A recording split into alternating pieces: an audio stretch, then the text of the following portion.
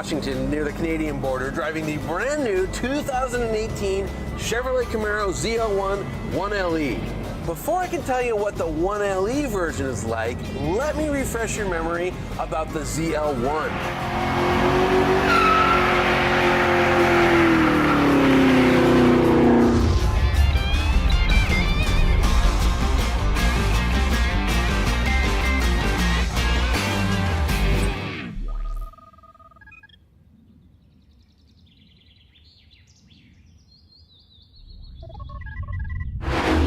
The 1LE moniker is Camaro's shorthand for tracked up versions that can stop and turn better, though there's no increase in power.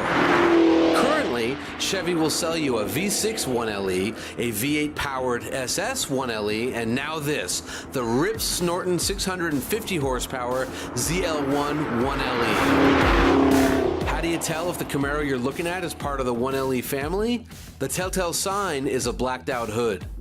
Other than that, the body's the same grille opening, but the grille itself is more aggressive. In fact, it flows more air. Why do you want more air? Well, more cooling, more aero, whatever you want to do with clean air, you got it. They also removed the DRLs, the daytime running lights, which saves 7 pounds. In fact, this car is 60 pounds lighter than a regular ZL1. But by removing those DLRs, the openings are bigger, so you can now flow more air into the intercooler, into the brake ducts, whatever you want to do with it. Speaking of airflow, up front, you've got that giant splitter flanked by those insane canards or dive planes. In fact, they're so aggressive, you can't sell this car in Europe because it'll fail pedestrian safety standards. How cool is that? I mean, that's reason enough to buy the car right there. Moving to the back, you have that giant rear wing, which was co-developed by Pratt & Miller, and that's Chevy's race partner for Le Mans. At 150 miles per hour, this thing creates 300 pounds of downforce.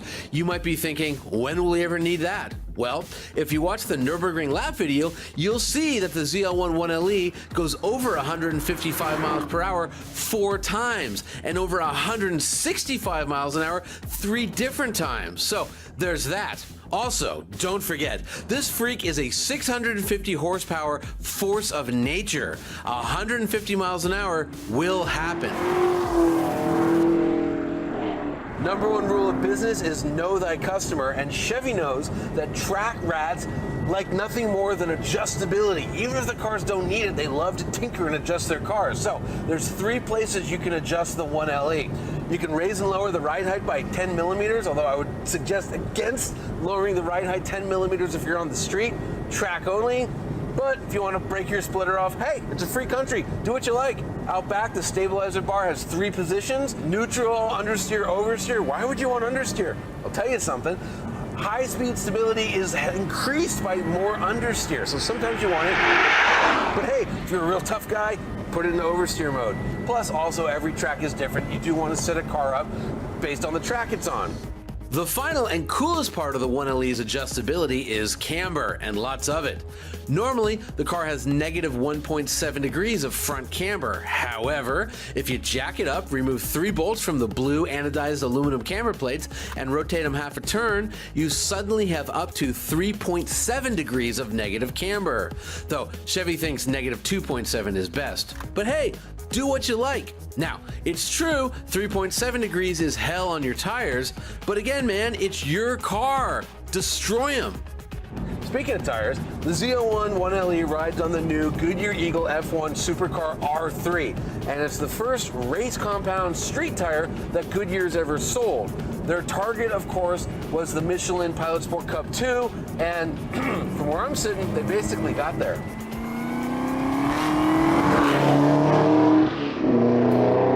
The most significant difference between this car and the regular ZL1, if you can call that monster regular, are the shocks. They're made by a little company in Canada called Multimatic. They're referred to as DSSVs, or spool valve dampers. And you will find them on F1 cars, the Aston Martin 177, the new Ford GT, and this here Camaro. And it is exotic, advanced race car technology. The big advantage with spool valves is this: the same damper at low speeds can do a completely different compression and rebound profile than at high speed.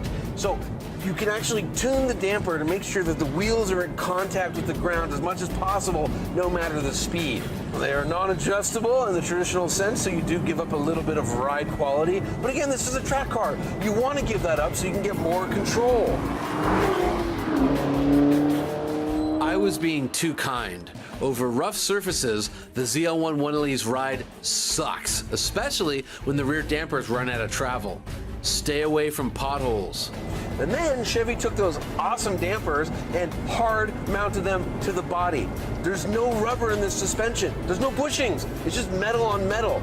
And it's severe and it's abnormal. And it really makes this thing an uncaged race car. And that's totally cool with me.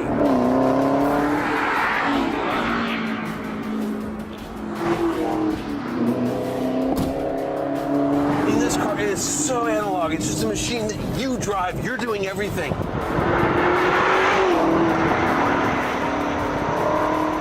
And like when you get it right, I mean, just yeah, yeah. It's just awesome.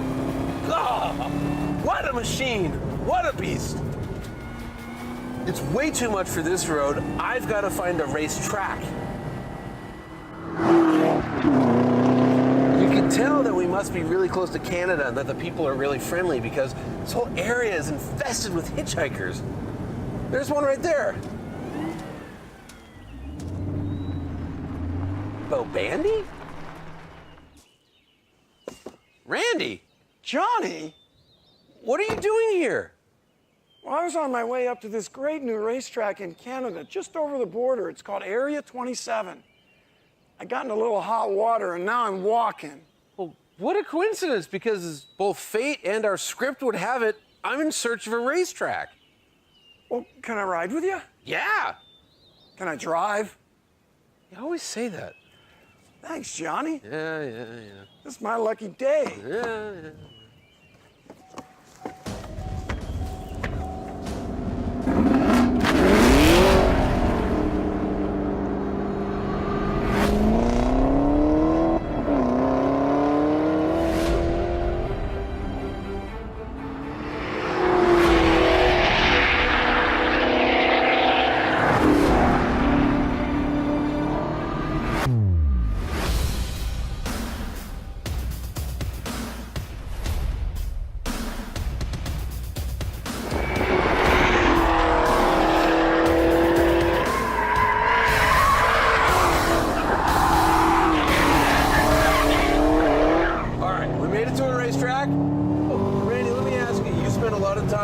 Tracking the ZL1, the regular car, if you can use the word regular to describe that thing. Yes. How does this one differ from the regular ZL1? It's got more race car in it. It's a lot firmer suspension. So you notice that the Multimatic DSSV, or as they're called, spool valve shocks, they make a big difference compared to the magnetic dampers on the ZL1. Yes, they do. They're very firm. The car is completely controlled. No sense of body roll, squat, dive. Everything is so controlled.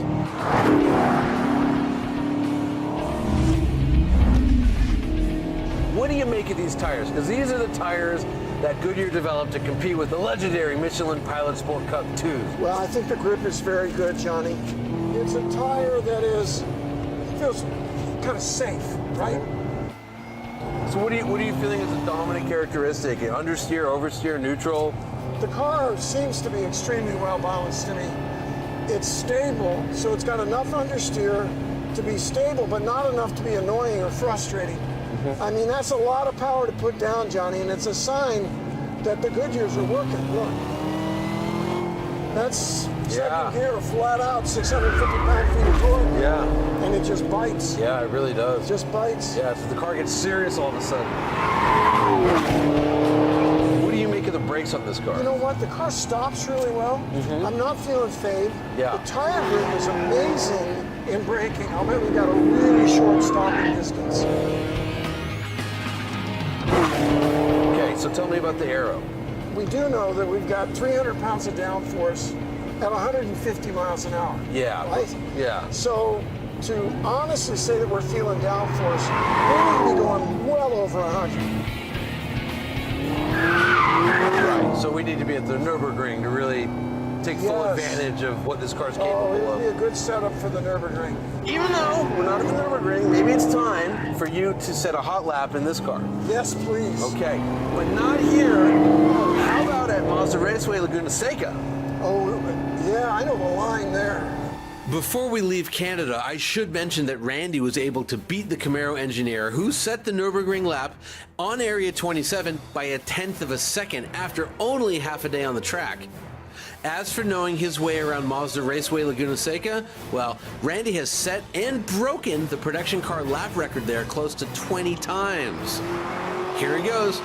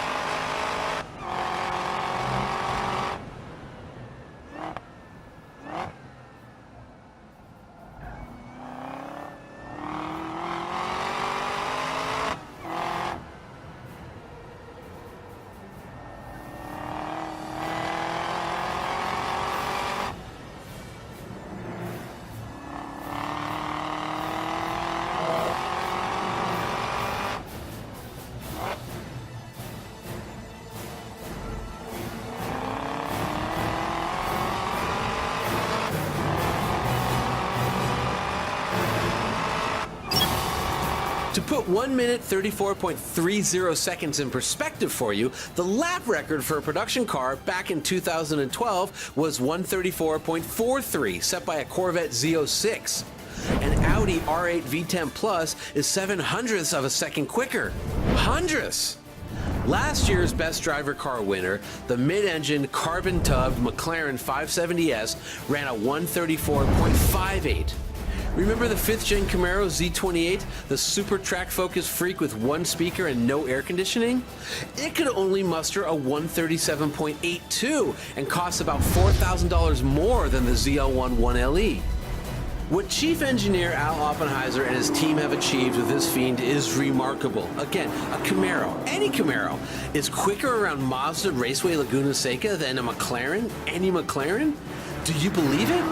I don't even know if I believe it, and I was there.